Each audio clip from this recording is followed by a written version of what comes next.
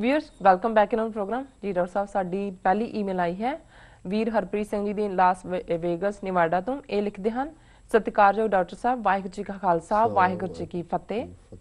Yuba city ਨਗਰ ਕੀਰਤਨ ਨੇ ਮੇਰੇ ਤੇ ਕੋਈ ਖਾਸ ਪ੍ਰਭਾਵ ਨਹੀਂ ਛੱਡਿਆ। ਬਸ ਮੈਂ ਦੁਬਿਧਾ ਚ ਹੀ ਹਾਂ, ਸਮਝ ਨਹੀਂ ਲੱਗਿਆ ਕਿ ਇਸ ਦਾ ਮੰਤਵ ਕੀ ਸੀ। ਇੱਕ ਈਵੈਂਟ ਜਿਸ ਦਾ 35 ਸਾਲਾਂ ਦਾ ਇਤਿਹਾਸ ਹੋਵੇ ਅਤੇ 1 ਲੱਖ ਲੋਕ ਉੱਥੇ ਸ਼ਮੂਲੀਅਤ ਕਰਨ ਤੇ ਉੱਥੋਂ ਲੋਕ ਖਾਲੀ ਦਿਮਾਗ ਅਤੇ ਭਰੇ ਢਿੱਡ ਲੈ ਕੇ ਪਰਤਣ।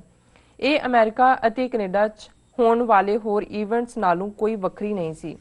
ਇਸ ਨਗਰ ਕੀਰਤਨ ਵਿੱਚ ਵੀ ਬਹੁਤਾ ਧਿਆਨ ਖਾਣ ਪੀਣ ਤੇ ਹੀ ਸੀ, ਗੁਰੂ ਗ੍ਰੰਥ ਸਾਹਿਬ ਜੀ ਦੀਆਂ ਸਿੱਖਿਆਵਾਂ ਤੋਂ ਉਲਟ। ਮੈਂ ਹੋਰ ਧਰਮਾਂ ਦੇ ਲੋਕਾਂ ਨੂੰ ਦੇਖਿਆ ਜਿਨ੍ਹਾਂ ਨੂੰ ਇਸ ਦਿਨ ਦੀ ਅਹਿਮੀਅਤ ਬਾਰੇ ਕੋਈ ਗਿਆਨ ਨਹੀਂ ਦਿੱਤਾ ਗਿਆ। ਬਸ ਮੁਫਤ ਖਾਣ ਪੀਣ ਤੇ ਹੀ ਉਹਨਾਂ ਦਾ ਧਿਆਨ ਸੀ। ਬਹੁਤਿਆਂ ਸਿੱਖਾਂ ਦਾ ਵੀ ਇਹੋ ਹਾਲ ਹੈ। ਸਾਲ 'ਚ ਇੱਕ ਵਾਰ ਲੰਗਰ ਲਗਾ ਕੇ ਅਸੀਂ ਸਮਝਦੇ ਹਾਂ ਕਿ ਅਸੀਂ ਧਾਰਮਿਕ ਸੰਤ ਬਣਨ ਵਾਲਾ ਕਰਮ ਕਰ ਲਿਆ ਹੈ। ਜੇ ਅਸੀਂ ਇਸ ਦਾ ਨਰਿੰਦਰ ਮੋਦੀ ਦੇ ਮੈਡੀਸਨ ਸਕੁਅਰ ਗਾਰਡਨ ਵਾਲੀ ਈਵੈਂਟ ਨਾਲ ਮੁਕਾਬਲਾ ਕਰੀਏ ਤਾਂ ਉੱਥੇ 20,000 ਲੋਕਾਂ ਨੇ ਸ਼ਮੂਲੀਅਤ ਕੀਤੀ ਅਤੇ ਮੀਡੀਆ ਕਵਰੇਜ, ਸੋਸ਼ਲ ਮੀਡੀਆ ਅਤੇ ਇੰਟਰਨੈਟ ਤੇ ਚਰਚਾ ਹੋਈ। ਅਸੀਂ ਇਹ ਕਹਿ ਸਕਦੇ ਹਾਂ ਕਿ ਸਾਨੂੰ ਹਰ ਖੇਤਰ 'ਚ ਡੂੰਘੇ ਬਦਲਾਵ ਲਿਆਉਣ ਦੀ ਲੋੜ ਹੈ। ਸਾਡੇ ਦੁਸ਼ਮਣ RSS ਕੋਲ ਬੜਾ ਸਫਲ ਮਾਡਲ ਅਤੇ ਚੰਗਾ ਢਾਂਚਾ ਹੈ। ਉਸ ਦੇ ਨਿਸ਼ਾਨੇ ਦੀ ਪੂਰਤੀ ਲਈ ਜੇ ਅਸੀਂ ਲੜਾਈ 'ਚ ਉਹਨਾਂ ਦਾ ਮੁਕਾਬਲਾ ਕਰਨਾ ਹੈ ਤਾਂ ਇਸ ਲਈ ਸਾਨੂੰ ਉਸ ਹਿਸਾਬ ਨਾਲ ਬਦਲਣਾ ਪੈਣਾ ਹੈ ਅਤੇ ਤਿਆਰੀ ਕਰਨੀ ਪੈਣੀ ਹੈ। ਸਾਡੇ ਖਾਲਿਸਤਾਨ ਦੇ ਪਿੜ ਵਿੱਚ ਨਵੇਂ ਆਉਣ ਵਾਲੇ ਸਿਖਾਂਦਰੂਆਂ ਲਈ ਮੈਂ ਤੁਹਾਨੂੰ ਇਹ ਕਹੂੰਗਾ ਕਿ ਤੁਸੀਂ ਉਪਰਾਲਾ ਕਰਕੇ ਕੁਝ ਪ੍ਰੋਗਰਾਮ ਅੰਗਰੇਜ਼ੀ 'ਚ ਸ਼ੁਰੂ ਕਰੋ। ਇਹ ਸਿਰਫ ਹਫ਼ਤੇ 'ਚ ਇੱਕ ਵਾਰ ਹੀ ਕੀਤਾ ਜਾ ਸਕਦਾ ਹੈ ਜਾਂ ਸਿਰਫ YouTube ਚੈਨਲ ਉਸ ਪ੍ਰੋਗਰਾਮ ਨੂੰ ਅੱਜ ਦੇ ਮੁੱਦਿਆਂ, ਨੌਜਵਾਨ ਕੀ ਯੋਗਦਾਨ ਪਾ ਸਕਦੇ ਹਨ, ਆਉਣ ਵਾਲੇ ਈਵੈਂਟਸ ਅਤੇ ਨੌਜਵਾਨਾਂ ਦੇ ਸਵਾਲਾਂ ਦੇ ਜਵਾਬ ਜਿਹੇ ਵਿਸ਼ਿਆਂ ਤੇ ਕੇਂਦਰਿਤ ਕੀਤਾ ਜਾ ਸਕਦਾ ਹੈ। ਖਾਲਿਸਤਾਨ ਕਾਲਿੰਗ ਅਤੇ ਐਡੀਟੋਰੀਅਲ ਪੇਜ ਅੰਗਰੇਜ਼ੀ 'ਚ ਵੀ ਟਰਾਂਸਲੇਟ ਕੀਤਾ ਜਾਣਾ ਚਾਹੀਦਾ ਹੈ। ਖਾਲਿਸਤਾਨ ਅਫੇਅਰ ਸੈਂਟਰ ਦੇ ਟਵਿੱਟਰ ਅਤੇ ਫੇਸਬੁੱਕ ਪੇਜ ਵੀ ਹੋਣੇ ਚਾਹੀਦੇ ਨੇ ਤਾਂ ਜੋ ਨੌਜਵਾਨ ਪੀੜ੍ਹੀ ਨਾਲ ਜੋੜ ਸਕੇ। ਇਹ ਅਤ ਜ਼ਰੂਰੀ ਹੈ। ਤੁਹਾਡੀ ਹਰ ਇੱਕ ਸਪੀਚ ਅਤੇ ਵੀਡੀਓ ਰਿਕਾਰਡ ਹੋਣੀ ਚਾਹੀਦੀ ਹੈ ਤਾਂ ਜੋ ਭਵਿੱਖ ਦੀਆਂ ਪੀੜ੍ਹੀਆਂ ਤੱਕ ਗੱਲ ਪਹੁੰਚ ਸਕੇ ਅਤੇ ਆਉਣ ਵਾਲੇ ਸਮੇਂ ਲਈ ਸਾਂਭਿਆ ਵੀ ਜਾ ਸਕੇ। ਕਿਰਪਾ ਕਰਕੇ ਇਸ ਵੱਲ ਧਿਆਨ ਦਿਓ। ਧੰਨਵਾਦ ਜੀ ਡਾਕਟਰ ਸਾਹਿਬ। ਵੀਰ ਹਰਪ੍ਰੀਤ ਸਿੰਘ ਜੀ ਦਾ ਬਹੁਤ-ਬਹੁਤ ਧੰਨਵਾਦ। ਉਹਨਾਂ ਨੇ ਸਾਨੂੰ ਲਾਸ ਵੈਗਸ ਨੇਵਾਡਾ ਤੋਂ ਲਿਖਿਆ ਜੀ। ਉਹ ਚੇਚਾ ਯੂਬਾ ਸਿਟੀ ਨਗਰ ਕੀਰਤਨ 'ਚ ਪਾਰਟਿਸਿਪੇਟ ਕਰਨ ਦੇ ਲਈ ਆਪਣੇ ਦੋਸਤ ਰੁਪਿੰਦਰ ਸਿੰਘ ਚੀਮਾ, ਜਿਹੜੇ ਕਿ ਭਾਈ ਲਖਵੀਰ ਸਿੰਘ ਚੀਮਾ ਬੜੇ 80ਵਿਆਂ ਦੇ ਵਿੱਚ ਪ੍ਰਮੁੱਖ ਖਾਲਿਸਤਾਨੀ ਐਕਟਿਵਿਸਟ ਸਨ, ਆਗੂ ਵੀ ਸਨ, ਵਰਲਡ ਸਿੱਖ ਆਰਗੇਨਾਈਜੇਸ਼ਨ ਦੇ ਉਹਨਾਂ ਦੇ ਪੁੱਤਰ ਨੇ ਜੀ। ਉਹਨਾਂ ਦੇ ਨਾਲ ਆਏ। ਉਹਨਾਂ ਦੀ ਚਾਹਨਾ ਸਾਨੂੰ ਮਿਲਣ ਦੀ ਵੀ ਸੀ, ਹਾਲਾਂ ਕਿਉਂਕਿ ਇੰਨਾ ਕੁ ਰਸ਼ ਸੀ ਕਿ ਸਾਹਮਣੇ ਫਤਿਹ ਤਾਂ ਹੋਈ, ਪਰ ਅਸੀਂ ਵੀ ਫਲੋਟ ਦੇ ਅੱਗੇ ਮਾਰਚ ਕਰ ਰਹੇ ਸੀ। ਉਹ ਜਿਹੜਾ ਮਿਲਣ ਦਾ ਜਿੱਥੇ ਅਸੀਂ ਮਿਲਣਾ ਸੀ ਉੱਥੇ ਇੰਨੀ ਕਰਾਊਡ ਸੀ ਕਿ ਉਹ ਵੀ ਨਹੀਂ ਲੱਭ ਸਕੇ ਜੀ। ਪਰ ਇਹਦੇ ਬਾਵਜੂਦ ਜੋ ਉਹਨਾਂ ਨੇ ਉੱਥੇ ਪ੍ਰਭਾਵ ਲਿਆ, ਇੱਕ ਬੜੇ ਚੰਗੇ ਪੰਥਕ ਵਿਚਾਰਧਾਰਾ ਵਾਲੇ ਔਰ ਚੰਗਾ ਐਨਾਲਿਸਟ ਮਾਈਂਡਸੈਟ ਰੱਖਦੇ ਨੇ ਔਰ ਉਹਨਾਂ ਨੇ ਬੜੀ ਇਮਾਨਦਾਰੀ ਦੇ ਨਾਲ ਜੋ ਉਹਨਾਂ ਦੇ ਪਰਸਪੈਕਟਿਵ ਤੋਂ ਜੋ ਉਹਨਾਂ ਨੇ ਮਹਿਸੂਸ ਕੀਤਾ ਹੈ ਉਹਨਾਂ ਨੇ ਲਿਖਿਆ। ਮੈਨੂੰ ਖੁਸ਼ੀ ਹੈ ਕਿ ਵੀ ਅਸੀਂ ਉਹਨਾਂ ਵੀਰਾਂ ਭੈਣਾਂ ਨੂੰ ਜਿਹੜੇ ਆਊਟ ਆਫ ਦਾ ਬਾਕਸ ਵੀ ਦੇਖਦੇ ਸੁਣਦੇ ਨੇ, ਰਾਦਰ ਜ਼ਿਆਦਾ ਧਿਆਨ ਦੇ ਨਾਲ ਦੇਖਦੇ ਹੈ ਸੁਣਦੇ ਹੈ, ਕਿਉਂਕਿ ਸਾਨੂੰ ਲੱਗਦਾ ਹੈ ਵੀ ਇਸ ਕਿਸਮ ਦਾ ਜਿਹੜਾ ਉਸਾਰੂ ਕ੍ਰਿਟਿਸਿਜ਼ਮ ਹੈ ਉਸ 'ਚੋਂ ਹੀ ਕੋਈ ਤਬਦੀਲੀ ਵੀ ਸੰਭਵ ਹੁੰਦੀ ਹੈ। ਨਹੀਂ ਤਾਂ ਜਿਵੇਂ ਪੰਜਾਬੀ 'ਚ ਕਹਿੰਦੇ ਨੇ ਮੱਖੀ ਤੇ ਮੱਖੀ ਮਾਰਨ ਵਾਲੀ ਗੱਲ ਹੀ ਹੁੰਦੀ ਹੈ। ਜਿਹੜੀ ਗੱਲ ਵੱਲ ਉਹਨਾਂ ਨੇ ਪੁਆਇੰਟ ਆਊਟ ਕੀਤਾ ਹੈ, ਮੈਂ ਕੁਦਰਤੀ ਗੁਰੂ ਨਾਨਕ ਸਾਹਿਬ ਦੇ ਪ੍ਰਕਾਸ਼ ਪੁਰਬ ਦੇ ਹਵਾਲੇ ਨਾਲ ਇਹ ਜਿਹੜੀ ਰੁਚੀ ਅੱਜ ਸਾਡੇ ਗੁਰਦੁਆਰਾ ਸਾਹਿਬਾਨ ਵੀ ਇਕੱਲੀ ਪੈਰੇਡ ਦੇ ਹਵਾਲੇ ਨਾਲ ਹੀ ਨਹੀਂ ਮੈਂ ਗੱਲ ਕਹੀ, ਮੈਂ ਤਾਂ ਓਵਰਆਲ ਵੀ ਦੇਖਦਾ ਕਿ ਜੇ ਕੋਈ 2 ਘੰਟੇ ਜਾਂ 2.5 ਘੰਟੇ ਲਈ ਗੁਰਦੁਆਰਾ ਸਾਹਿਬ ਜਾਂਦਾ ਹੈ ਤਾਂ ਮੇਰਾ ਨਹੀਂ ਖਿਆਲ ਵੀ ਅੰਦਰ ਐਵਰੇਜ ਕੋਈ 20 ਤੋਂ 25 ਮਿੰਟ ਬੈਠਦਾ। ਕਈ ਤਾਂ ਬੈਠਦੇ ਹੀ ਨਹੀਂ, ਲੰਗਰ 'ਚ ਹੀ ਜਾਂਦੇ ਨੇ, ਖਾ ਕੇ ਉੱਥੋਂ ਹੀ ਆ ਜਾਂਦੇ ਨੇ। ਬਾਕੀ ਵੀ ਮੱਥਾ ਟੇਕ ਕੇ ਬੜਾ ਆਸਾਨ ਕਰਕੇ ਬੈਠ ਕੇ ਫਿਰ ਉਹ ਲੰਗਰ 'ਚ ਆ ਕੇ ਜਾਂ ਕੋਈ ਉਸ ਖੂੰਜੇ 'ਚ ਖੜ੍ਹਾ ਹੈ ਜਾਂ ਉਸ ਖੂੰਜੇ 'ਚ ਖੜ੍ਹਾ ਹੈ, ਗੱਲਾਂ ਹੋ ਰਹੀਆਂ ਹੁੰਦੀਆਂ ਨੇ। ਯਾਨੀ ਕਿ ਸਾਡਾ ਈਵਨ ਐਫਰਟ ਕਰਕੇ ਗੁਰਦੁਆਰਾ ਸਾਹਿਬ ਜਾਣਾ ਨਾ ਸਾਡੇ ਅਧਿਆਤਮਿਕ ਤੌਰ 'ਤੇ ਕੋਈ ਪ੍ਰੋਗਰੈਸ ਕਰਦਾ, ਕਿਉਂਕਿ ਨਾ ਅਸੀਂ ਵਿਚਾਰ ਚਰਚਾ ਦਾ ਹਿੱਸਾ ਬਣਦੇ ਹਾਂ, ਨਾ ਉਸ ਦੇ ਲਈ ਇੱਕ ਰਿਚੁਅਲ ਇਹੀ ਹੁੰਦਾ ਕਿ ਵੀ ਅਸੀਂ ਜਾਂਦੇ ਹਾਂ ਕਿ ਜੀ ਗੁਰਦੁਆਰੇ ਗਏ, ਜੇ ਅਸੀਂ ਮੱਥਾ ਟੇਕ ਕੇ ਕੰਮ ਸ਼ੁਰੂ ਕੀਤਾ ਜੀ। ਸੋ ਮੈਂ ਸਮਝਦਾ ਵੀ ਨਗਰ ਕੀਰਤਨ ਔਰ ਵੱਡੇ ਜਿਹੜੇ ਇਵੈਂਟ ਨੇ ਉਹ ਹੋਰ ਵੀ ਅੰਨ ਦੀ ਵੇਸਟੇਜ ਵੀ ਹੈ ਔਰ ਅਦਰਵਾਈਜ਼ ਵੀ ਪੋਪ ਲੀਲਾ ਕਾਫੀ ਹੈ। ਹਾਲਾਂ ਮੈਂ ਇੱਥੇ ਥੋੜੀ ਜਿਹੀ ਇਹਨਾਂ ਨਾਲ ਅਸਹਿਮਤੀ ਜ਼ਰੂਰ ਜਤਾਵਾਂਗਾ। ਮੈਂ ਸਮਝਦਾ ਵੀ ਇਹ ਈਵੈਂਟਸ ਨਗਰ ਕੀਰਤਨ ਜਾਂ ਦੂਸਰੇ ਵੀ ਇੰਪੋਰਟੈਂਟ ਨੇ।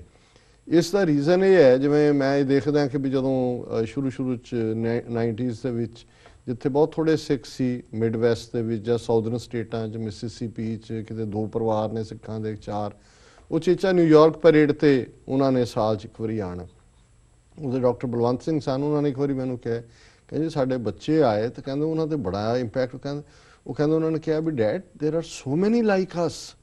ਹੁਣ ਉੱਥੇ ਜਦੋਂ ਇਕੱਲੇ ਨੇ ਉਹਨਾਂ ਨੂੰ ਇਹ ਲੱਗਦਾ ਵੀ ਅਸੀਂ ਤਾਂ ਕੁਛ, ਉਹਨਾਂ ਨੂੰ ਲੱਗਿਆ ਵੀ ਨਹੀਂ ਇਹ ਹੈ।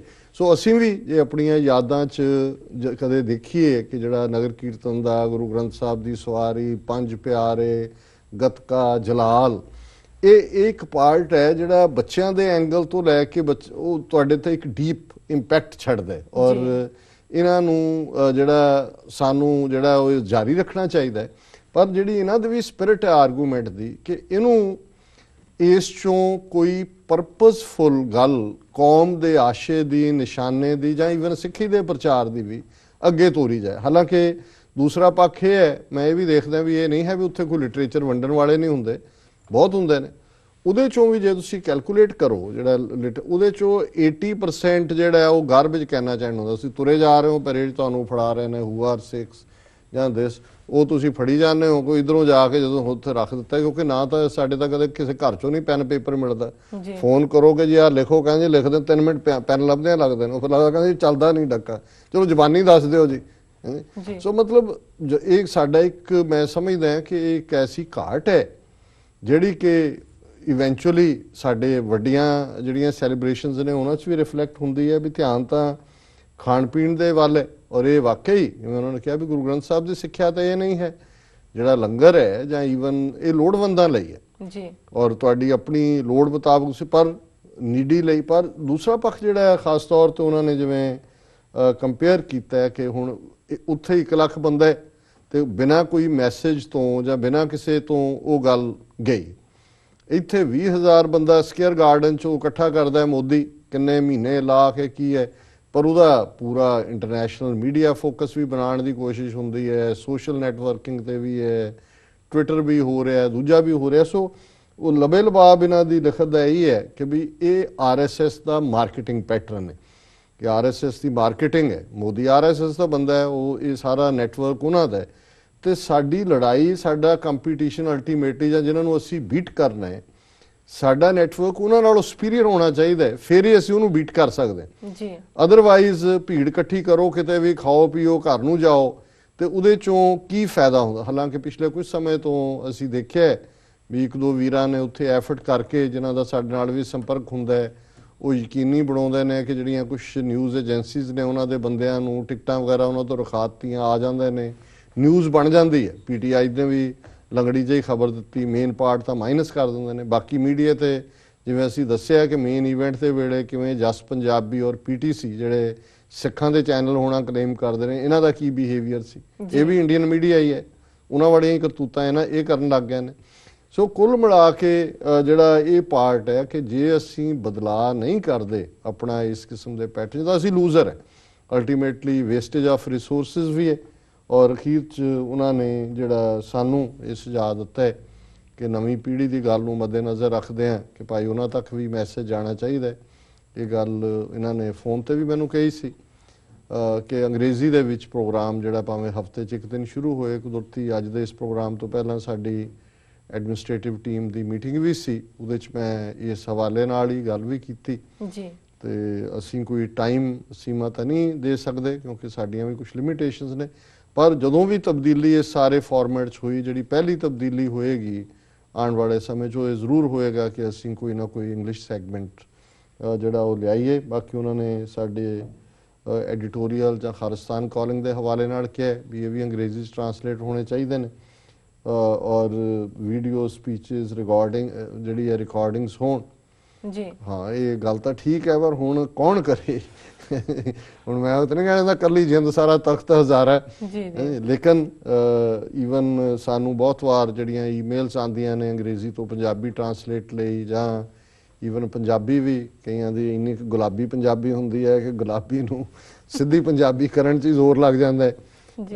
ਪਰ ਇਸ ਗੱਲ ਨਾਲ ਮੈਂ ਸਹਿਮਤ ਹਾਂ, ਜਿਵੇਂ ਯੂਨੀਵਰਸਿਟੀ ਦੀ ਜਿਹੜਾ ਵੀ ਐਨਕਾਊਂਟਰ ਹੋਇਆ ਸਟੇਜ ਤੇ, ਬਹੁਤ ਸਾਰਿਆਂ ਨੇ ਉਹਦੀ ਕਾਪੀ ਮੰਗੀ ਹੈ ਕਿ ਜੀ ਅਸੀਂ ਸੁਣਿਆ ਜਾਂ ਦੂਸਰਾ ਕੀ ਹੈ, ਪਰ ਕਿਉਂਕਿ ਸਾਡਾ ਕੋਈ ਆਪਣਾ ਉੱਥੇ ਰਿਕਾਰਡਿੰਗ ਪਾਰਟ ਨਹੀਂ ਸੀ, ਮੈਂ ਹੁਣ ਇਸ ਨੂੰ ਰਿਪੈਂਟ ਵੀ ਕਰਦਾ। ਸੋ ਇਸ ਵੱਲ ਵੀ ਅਸੀਂ ਧਿਆਨ ਜ਼ਰੂਰ ਦੇਵਾਂਗੇ, ਪਰ ਅਖੀਰ ਅਲਟੀਮੇਟਲੀ ਉਹੀ ਹੈ ਕਿ ਵੀ ਸਾਧਨਾ ਦੇ ਨਾਲ ਹੀ ਹੌਲੀ ਹੌਲੀ ਹੌਲੀ, ਨਹੀਂ ਤਾਂ ਉਹੀ ਜਿਹੜਾ ਦੌੜ ਵੀ ਆਪ ਲਗਾਈਦਾ, ਪਿੱਠੂ ਵੀ ਆਪਣਾ ਚੁੱਕਿਆ ਹੁੰਦਾ ਹੈ ਜੀ, ਖੂਹ ਚੋਂ ਪਾਣੀ ਵੀ ਆਪ ਗੇੜਨਾ ਹੈ ਜੀ। ਇਹਨਾਂ ਦਾ ਬਹੁਤ ਬਹੁਤ ਧੰਨਵਾਦ, ਇਹ ਬੜੇ ਪਿਆਰੇ ਵੀਰ ਨੇ, ਔਰ ਇਹਨਾਂ ਦੀਆਂ ਬੱਚੀਆਂ ਭੈਣ ਜੀ, ਉਹਨਾਂ ਦੀ ਕਮਿਟਮੈਂਟ, ਇਸ ਕਿਸਮ ਦੇ ਗਿਣਤੀ ਦੇ ਸਿੰਘ ਹੋਣ ਸਾਡੇ ਨਾਲ, ਫਿਰ ਤਾਂ ਕੋਈ ਪਰਵਾਹ ਨਹੀਂ ਹੈ, ਪਰਵਾਹ ਨਹੀਂ ਕਿਸੇ ਦੀ ਜੀ। ਡਾਕਟਰ ਸਾਹਿਬ ਨਾਲ ਲੈਣੇ ਬ੍ਰੇਕ। ਵੀਅਰਸ ਦੋਸਤਾਂ ਇਸ ਤਰ੍ਹਾਂ ਬਣੇ ਰਹੋ, ਮਿਲਦੇ ਹਾਂ ਕਮਰਸ਼ੀਅਲ ਬ੍ਰੇਕ ਤੋਂ ਬਾਅਦ।